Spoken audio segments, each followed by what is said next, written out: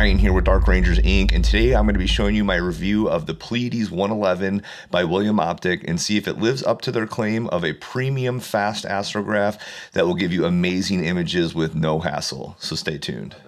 Now this thing is so new as of the time of doing this intro, it's not even released to the public. So shout out to Agena Astro for getting it to me. These guys have an amazing way of getting their hands on stuff early and always keeping stuff in stock even when others have the challenge. So please check them out and the link in the description, of course. But as always, this is going to be a completely unbiased review. This is designed to be a premium astrograph and it does have a premium price tag. So I'm going to be very scrupulous in my overview of it. It's definitely not going to get a pass just because it has some cool specs. And speaking of that, it is 111 millimeters in diameter. It's f4.8, so the focal length is 528, which is really nice. I tend to really recommend 450 to 550 for a perfect all-around scope that can get nebula and then some of the larger galaxies as well. It does have their internal WIFD focus system, so it's designed to do all the focus movement within the scope, which doesn't allow for extending the tube and then increasing the likelihood of vignetting. Now this thing is a little bit heavy for its size. So they say with all the accessories that it comes attached with, it's around 22 pounds. And because of its size, I'm actually going to be comparing it to my 90 millimeter APO, which is f6 and also uses some of the same specs. The big difference between these two scopes though is that this one is faster at f4.8 and with the 7-element design does not need a reducer or corrector. I'm hoping that at some point they do make a reducer for this so it can be as fast as its little brother, the Pleiades 68, which is f3.8, which is very fast. f4.8 is faster than normal, but with any f6 scope and a 0.8 reducer, you're going to be at the exact same speed. So my scope, I typically do run with the 0.8 reducer and it's 432 millimeters. So the nice thing about this one is we're able to keep that same ratio, but get a little bit more reach out of it. An additional nice feature that I like that William Optic did that kind of got out of their cookie cutter mold that they typically do is they gave it 75 millimeters of backspace focus. Now this is important because it allows you to put more accessories behind the focuser. So essentially at this point now you have an extra 20 millimeters. So if you want to add something like a camera rotator, or if you have mismatched components, like maybe your filter wheels from one company and your off-axis guiders from another, you usually end up being around 57 or 58 millimeters. And so now you'll be able to use that with this as long as you have the right spacers. So I think this is going to be the new official unboxing table for this, even though we don't focus on that. So it comes with a little sheet here that we're gonna put to the side, and then we'll take the foam out, and then let's actually get the scope out because that's what we really care about. Okay, so here we go. Let's go ahead and take it out of the package. And there we go. And yeah, this thing does have some size to it. I mean, it is a little heavy and it does, let's see, it extends out. Wow. I do kind of like that the dew shield does retract quite a bit. So it does make it pretty compact. And the fact that the focuser tube, I believe will not, it does not extend because all the focuser's inside. That means we're not gonna add any additional length. I believe it comes ready with M54 threads so we can attach stuff right away. And it does have a nice big beefy camera rotator with the actual degrees notated. And then the hardware with William Optics is typically pretty good. So it has a really nice large dovetail, looks like it's a D style, and it's got plenty of attachment points, which is really nice. And then just overall, the fit and finish of this is pretty nice. You can see all the CNC milling marks from here, so it's looking like it's billet aluminum. And then, you know, the knobs, everything feels pretty good. So it does feel solid. The rotator, even with it loose, is giving me a fair amount of resistance, which means everything is kind of nice and tight. And then let's go ahead and see what wow, a nice big beefy lens cap. Some of those little nice touches that William Optic does. I've always thought that, you know, they put a really nice scope together for the money. Normally their scope like this would probably be around $2,500, maybe getting close to $3,000, but with that extra $1,000, the big question is gonna be, does it live up to the nearly $4,000 price tag? So we'll go ahead and get this thing set up with a camera and all the accessories, and then we're gonna start imaging because that's the most important thing. One other thing I did want to highlight is it does come with a nice bag, and that really is nice because I think this scope is one that is small enough to actually travel with, and this looks like it's the M54 adapter, so I'm guessing that's probably an M48 on there. So you do get a nice accessory, and then looks like there's some other stuff in here like some screws, and then let's actually just take a look and see what this is. Oh, okay. It looks like it's a 7-piece hex key folding set, so rather than giving you a few random ones. So basically it handles everything from M1.5 to M10. So that's kind of a nice little touch, the screws, and then the M54 adapter rounds out everything that comes in it. And like I said, like this is a pretty decent case. It's not going to be as protective as something like a Pelican, but if it's not going to get wet and you're keeping it in your car, this should give it some pretty good padding. The foam is about 1 inch thick on this side and then a little bit more on this. So good on William Optic for giving it a nice package to travel in. Because I think this one is going to be definitely something you can take with you on the road. It's small enough that you can easily pack it in your car. This really isn't that big. It's probably about 3 feet by exactly a foot, I would say. And it's something that you can easily pack away and take with you to a dark sky site. So I'm glad that they did include that. This thing is honestly a lot heavier than it looks with all this stuff on. I can't believe it. It is a certifiable tank. This has got to be over 30 pounds now. Let's see, how does that look? Pretty even? And we are all set.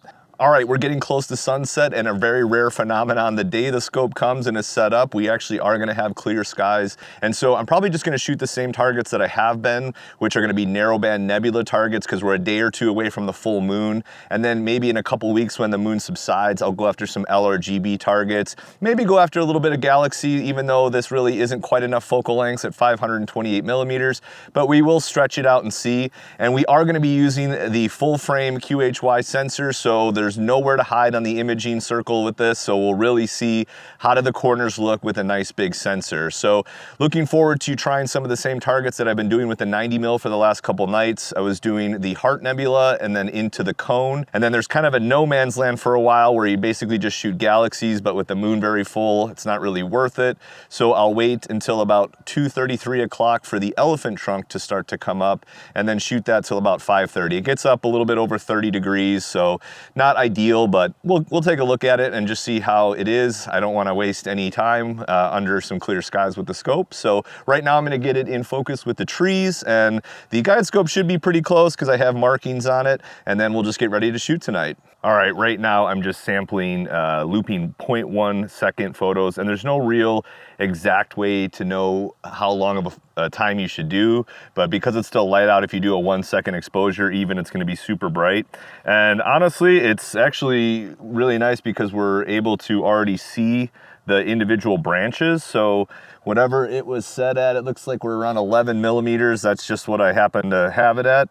It's actually pretty close, which is awesome. So I could probably just leave it like it is, because if it's already seeing branches, then it's usually close enough to where it'll actually see the stars, and then all I have to do is dial it in, of course.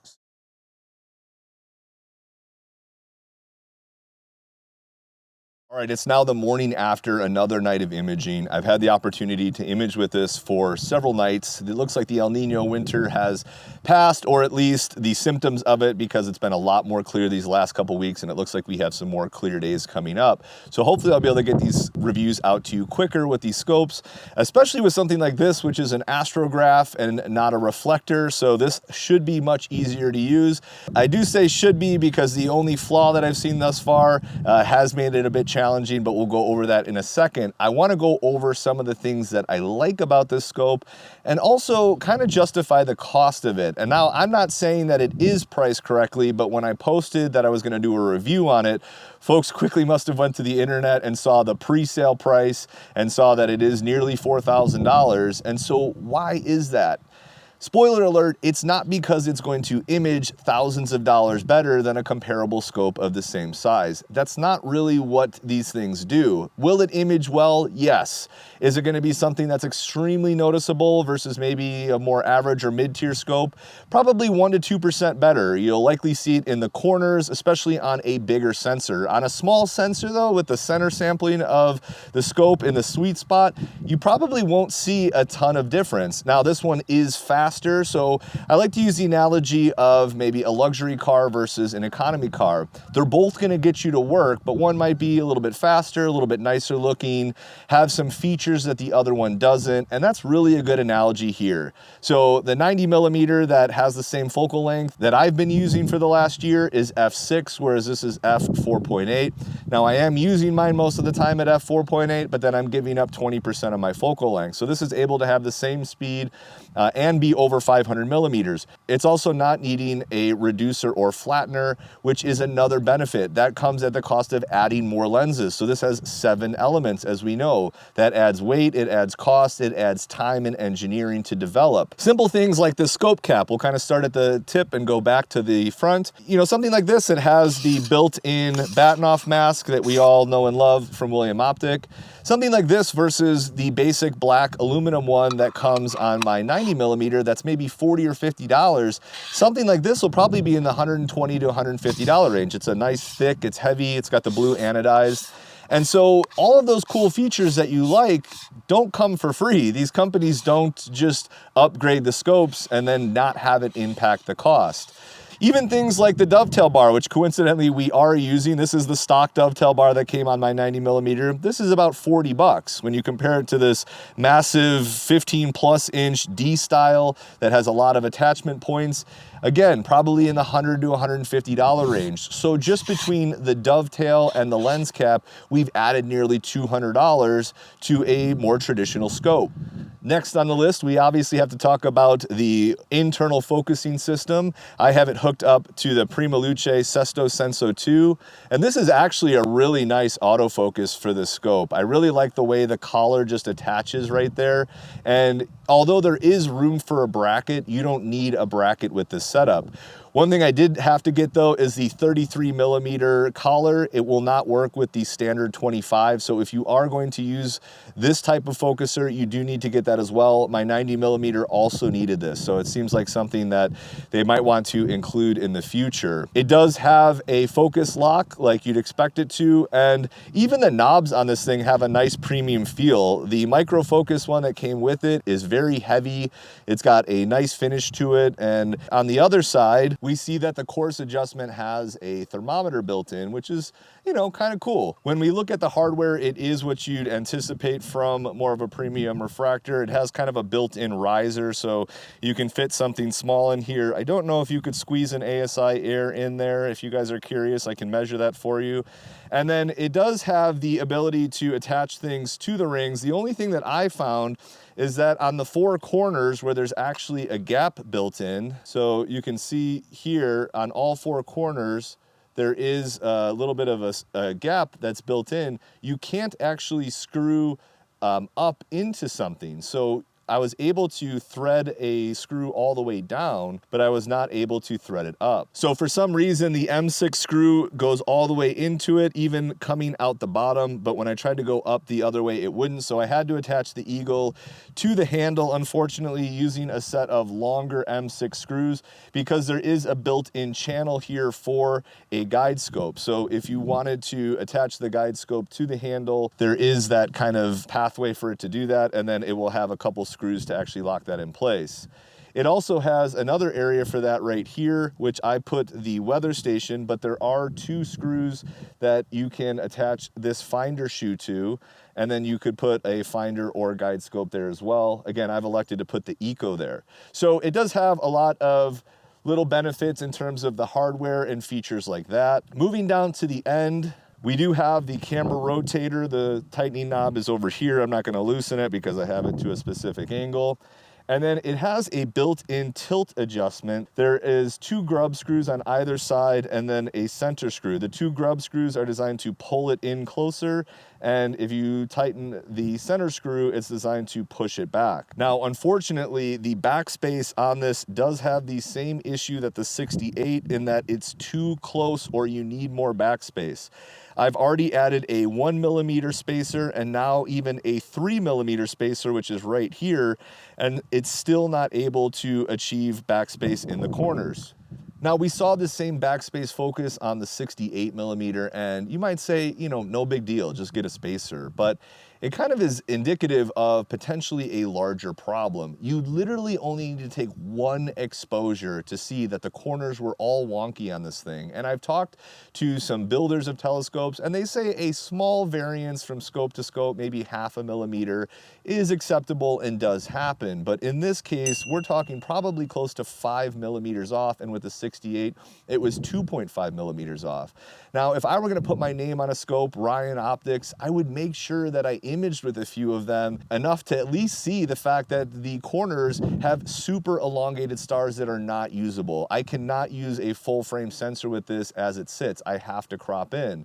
Now, I do think I'm gonna be able to fix it, but the whole point of this thing was to be an out-of-the-box premium astrograph that you don't have to upgrade or do anything with. That's what the price kind of justified. No flattener, no reducer, no hassle. But now every time I add a different spacer, because I'm using the full size one that matches up perfectly with the OAG, I have to thread 6 screws that go through into the electronic filter wheel. So it comes with 16mm screws. When I did the 1mm, I actually had to upgrade to 18mm screws. And then when I did the 3mm, I had to go back to the hardware store and get 20mm screws. Now, I like that design because when you use spacers that are a smaller diameter than everything else, you can get built-in tilt or wobble. This is super flush, and so I like that it uses that system by QHY. So I know William Optic will obviously come up with something to make it right. Maybe it's just this copy, I don't know, but since we saw the same issue with the 68, I'm thinking that it's probably going to be a problem, and maybe this video can help fix it before they launch, since they're not available for sale yet.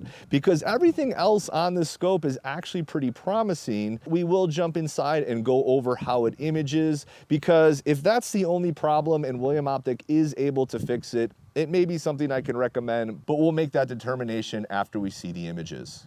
All right, let's dive into the most important part of the review, of course, the data itself. And so just some specs on this: QHY 600M full frame monochrome camera, Antlia 3nm filter, shot 2 and 3 days away from the full moon, so tough conditions. And it was obviously shot in SHO narrowband, the Cone Nebula, Bortle 5 backyard, and about 2 hours per filter with darks, but no flats, because I did want to showcase any vignetting. As you can see, the vignetting is very minimal and would easily be handled by flats, but I did just want to showcase what it would do in all fairness. And I know a lot of you guys aren't pixel peepers, but we are going to do some of that. And I think a lot of folks in general will be quick to say that their scope has no issues in the corners, because when you just look at a zoomed out level, you'd say, oh yeah, I've got round stars all the way around, there's no problems. You really do have to zoom in to see some of these issues. Or if you're using that 9-box kind of aberration inspector in Nina, it super zooms in and shows the very corners. It's very harsh, as is a full frame camera in general. Now, the last 2 images I'm going to show you are shot with the 2600 APS-C size sensor, which is much more forgiving on the scope, but they do advertise full frame imaging circle on this, so I wanted to test that. Here is the cone. Obviously you can see this is HA, so they've got some great detail already starting to emerge. The fox fur is showing up. We've got some structure over here. The stars in the center are very crisp and round, as we'd expect with almost any scope. Even going up to the top center, the stars are really nice and round. I mean, pretty darn good, honestly. Going out to the corners though, that's where we start to slip. Now, some of this is going to be due to backspace, these elongated stars all pointing towards the center. I'm going to zoom in once more, and you can start to see a little bit of a diamond-like structure on some of the bigger stars, which could indicate potentially a little coma. Now, if we go this far in, we're likely going to crop this area because of stacking artifacts. I would probably take it to like right here personally. And it is very consistent in all four corners. So we do see kind of the same type of pattern and so on. You know, if we do look at it though from an APS-C size standpoint, in all fairness, if we go to our crop tool and then let's just go ahead and simulate that, I think you'll see for most of you guys who are using that size sensor, you are going to be good to go. Okay, so that's pretty close to about. And then first of all, it's obviously, I think a lot of people don't realize how big of a difference it really is between an APS-C and full frame. And that is kind of where some of that cost is justified. But if we go out to the corners and we look, everything within the bounds of that sensor size is still looking pretty good.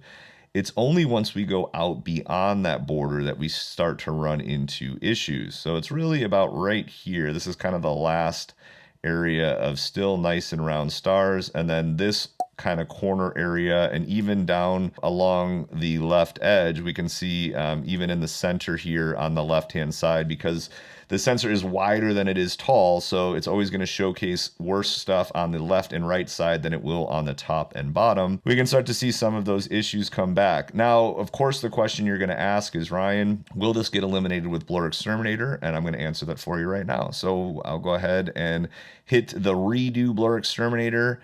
As you can see, all of the problems are essentially gone, but I did want to show it without that for the purists out there and to show you what the raw data looks like. If we go down to the corners, you can see they are all cleaned up. So we don't really have any issues to speak of once we run Blur Exterminator. If you want to look at it from the zoomed out view before and after, and I just ran these at the standard 50 and 50 settings. I don't typically run 50 on star sharpening with narrowband, but I figured I'd get the least pushback in the old comment section. So here we are kind of zoomed in before and after. There you go. I did promise to compare it versus a scope that was quite a bit cheaper. So here we have the 90mm that I've been using. I did use it with the reducer at f4.8, so it is f4.8 versus 4.8.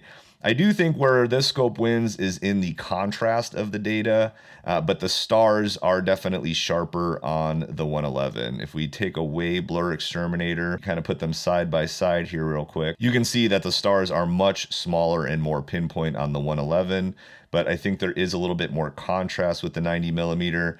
And then the issues in terms of the corners only get exacerbated when we go to this scope and we see that it's not due to backspace issues, but we have some definite coma going on here in the corners.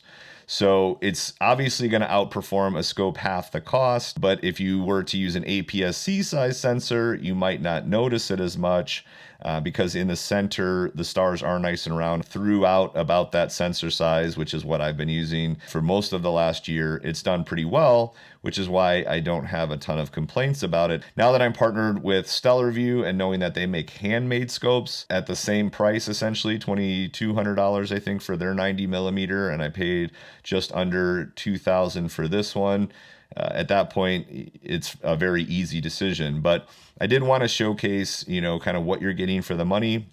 And I think overall, it does pretty well with a full frame. And hopefully, if you get a copy that doesn't have the backspace issue that I have, you will have better results in the corners. I did get an aberration inspector from Michael V, who did get one of the early copies, and I'll show that. So now we have a couple different sample sizes. He did have some backspace issues in the corners, but his were almost more of being too far from the sensor. So he kind of had the opposite problem that I do. But again, you know, it's always tough to completely isolate what that factor is. Is there a spacer, this or that could be slightly off? I did measure my setup probably 4 or 5 times. I kind of obsessed over it, and I tried it at 55, 56, 58, and then at 60 I ran out of focuser travel. So next we'll jump to the 2 APS-C images and take a look at those. All right, for the last 2 nights, meaning last night and tonight, I decided to do an audible and switch to a sensor size that most of you guys will be using, an APS-C with the 571 sensor that comes on 2600s or 268s. I did notice that with this one, as opposed to the full frame, the stars look really good across the entire sensor, so that's good news. I did try to add another 2 millimeters of backspace to the 600M that was full frame, and I found that I ran out of focuser travel because I was so close to 0. So then I had a new thing. I decided to toss that for now. At 58 millimeters of backspace, the APS-C sensor looks great, and the images actually look really solid from last night. I switched to the jellyfish in SHO, and then about 4 or 5 hours of broadband LRGB on M81 and M82. So this should be a really thorough review for you guys. We'll have a full frame nebula, a APS-C nebula, as well as a broadband galaxy. And despite the fact that it's a pretty mid-size and a compact scope, I was actually surprised at how much resolution I was able to get with M81 and M82, and being that it's a little bit faster at f4.8, hopefully the 9 or 10 hours of data I get allow for a pretty good overall image that I'll review with you guys and go ahead and wrap it up with my final thoughts after that. All right, here we are for the final 2 images. As you guys can see, this was a ton of work, so hopefully you guys stayed with me. And if you are still here, please consider subscribing if you haven't already, and potentially joining our Dark Rangers Inc. community, link in the description below. So I did want to get some galaxies for you guys, and so I went ahead and went after M81, M82, and then I actually did a really cool rendition of the jellyfish that I'll show you at the end. So here you can see I just pulled up one of the luminance files. This is just under 8 hours of data, roughly 2 hours per filter LRGB. I think the red had a little bit less, and then the luminance had a little bit more, but roughly about 2 hours per. Again, only about 3 and 4 days away from a full moon, so there is a little bit of gradient. It went away really quickly though with dynamic background extraction. So as you can see, the image is flattened out really well. And APS-C is really where this scope came alive. So when we look at the APS-C images, we really just don't have too many issues at all to speak of. For 528 millimeters, we have some pretty nice detail here. This is the blue filter. Stars look good all the way to the corners in all 4 directions, and this is kind of what I thought would happen, and it definitely came true. So looking at the luminance filter, because usually that has kind of the most detail, you can see for 500 millimeters, that's some really pretty good data. And then we go up to the cigar right there, and again, this is only a couple hours of data in basically some of the worst conditions possible in terms of the moon. Here was a quick edit I did with it, just a down and dirty, pretty quick combination. Was able to get some pretty nice color here, and in the stars, that little nebula is just starting to show, and you can just start to see the faint dust starting to come out. I would probably need at least another 2 or 3 nights to really get that faint stuff to come out, unless I wanted to introduce a ton of noise. But, you know, for mid-size APO, to be able to go after some galaxies, obviously this is cropped in a little bit, but it did hold up pretty well, and overall, I would say I was pretty happy with that. Let's go to the image that I'm actually really happy with and was really pumped with how it came out. So here we have the Jellyfish Nebula. As you can see, the S2 came out really strong. This filter set I have, it seems like the S2 always does abnormally well, and it's almost outpowering the HA. Again, like the first image, this is about 2 hours per filter. That's kind of been just the standard for my testing, and you can see we have plenty of signal. Again, very close to the full moon. The detail is pretty good on this. This is completely unedited. I did use flats on these. As you can see, there's no gradient. There hasn't been anything done, and even with that, and with the narrowband filters, even with the moon, you know, totally beaming down on it, very flat across the entire image. The S2 looks really fantastic with all of that faint detail in there. We'll go ahead and kind of expand that out. So we can really see without even any blur exterminator or sharpening. It's looking really nice. So this is where it got pretty fun for me. I went ahead and stacked this one in APP instead of WBPP. So, and then I did my first process in AstroPixel processor and then just finished it in Photoshop. But I really was amazed at how quick and easy it was to do an SHO combination in APP. And then here's the final image. And I'm actually pretty pumped on this for, you know, just 6 hours of data. I let the stars kind of shine. They did have good color. color, even though it is monochrome. But, you know, for not a lot of data, I'm actually pretty happy with how this came out. A big part of the great color was definitely processing it in APP. I had a second call with Mabula, and I'm going to have part 2 to the first video come out. Let's see it here right after it came out of there before I took it into Photoshop. And as you can see, it needed to be rotated, but I mean, within about 5 minutes, you could get from linear data to something like this. I didn't go too crazy with it because I knew I was going to take it into Photoshop and ultimately finish it. So look for part 2 of that video. It's very promising how quick you can do a lot of the early stages, get a really nice clean background, and yeah, overall, a lot better experience with the APS-C size sensor. So if you're using that again, I think you're gonna have a great experience with this. And again, assuming that you don't have any problems with backspace, even with a full frame, I think it should hold up pretty well. So there's the images. Let's just dive into my final thoughts and conclusions and just wrap this bad boy up.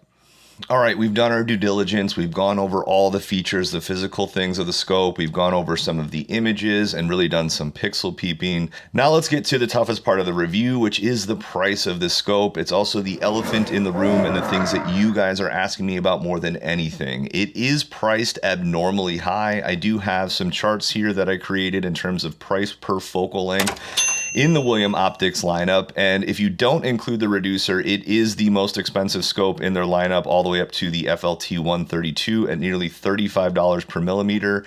And then if you include the reducer, it is the second most, with the Pleiades 68 being the third most, because the FLT reducers are pretty expensive at right around $800. So does it justify the cost? And there are two things that would make this review really easy for me. One, if they priced it a little bit lower, like in the $29.99 to $3,200 range, this would be really easy to do this review.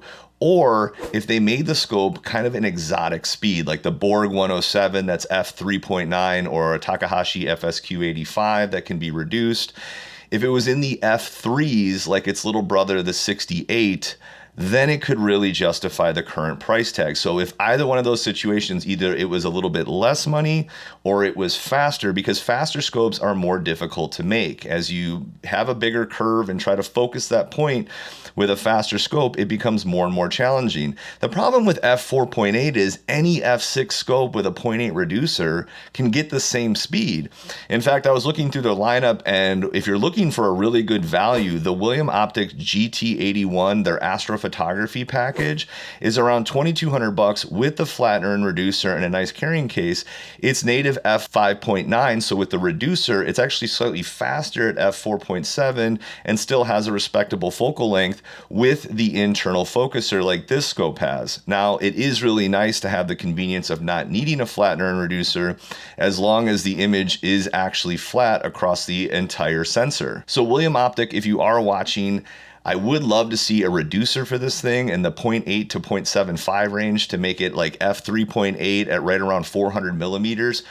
If the scope specs were that and it really had a flat image across the entire field, I would say $3,800 all day. That is a super exotic item. It's really fast. It's difficult to manufacture a scope like that and to have a flat field across a full frame sensor. But as it sits, is it a good value? That's the big question. In terms of value, I think what I can safely say is that it's not a bad value. There are enough features and quality to justify the price. I don't think it's a great value. I think they know they put a lot into it and are asking for an equal investment from you in order to take one home. I do think if you are looking for a premium APO in that mid-size range that you can take on the road with you, that does pack up pretty small, it is one you want to take a look at. The only issue is that it's playing in a big pond with some big fish. So there are some other things to look at, but I do think it does image very well, especially if you're using an APS-C size sensor. You're going to see perfect stars across the entire thing. So you're going to be really happy with the scope no matter what. If I didn't think it was worth the money, I would tell you guys. I think you know that. I do think it can command the $3,800. I know a lot of engineering went into it. It does have a lot of cool features that we don't think about, and the overall fit and finish of it is solid. So if you're in that market for that premium range, take a look at it, give it some serious consideration. And as always, let me know if you have have any questions in the comments below. If you want to set up a one-on-one chat about it, I can be available. And as always, guys, let me know what you want to see going forward. We have a ton of new reviews coming out. And until the next one, as always, clear skies.